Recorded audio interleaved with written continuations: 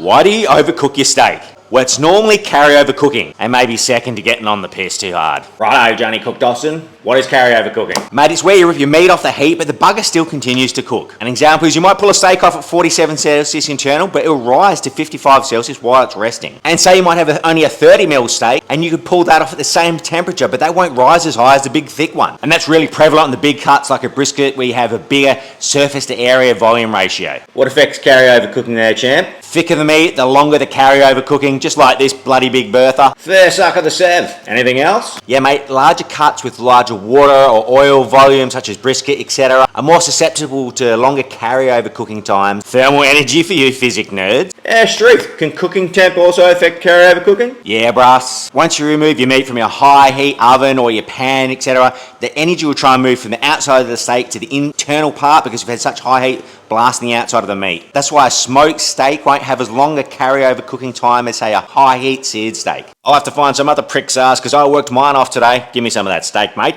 Right, I'll give you a quick demo with this 50 mil steak and a 25 mil steak, and I'll show you the carryover cooking differences. Murray River pink salt from nice and high, and then we'll just bang that into the fridge and we'll brine that for about 4 to 6 hours. For God's sakes, Pat, don't rub, save that for the bloody bedroom. If you're gonna eat all sides, seasonal sides.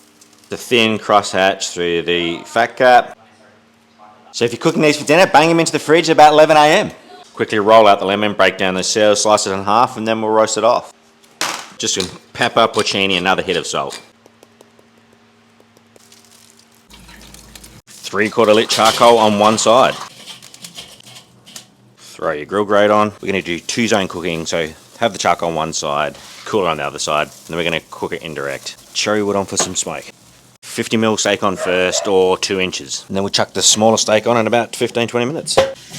Right, and when both steaks hit 45 Celsius internal, we'll pull them off and we'll watch what they do after. This is very prevalent for carryover cooking, so you get a nice medium rare.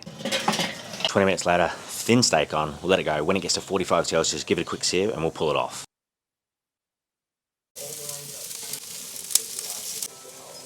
Right, let's quickly slice the thinner one. Right, let's have a look at the guts of the 50 mil steak. Quick hit with that grilled lemon.